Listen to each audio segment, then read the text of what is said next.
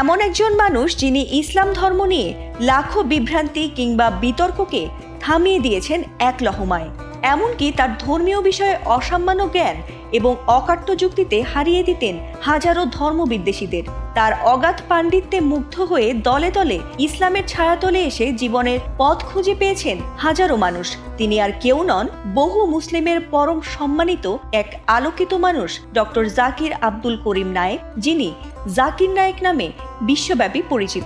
Similarities between Islam and Christianity, if they cannot come পেশাগত here, জীবনে তিনি একজন ডাক্তার হলেও বিশ্বব্যাপী তার পরিচয় একাধারে একজন ইসলামী চিন্তাবিদ, বক্তা ও লেখক হিসেবে।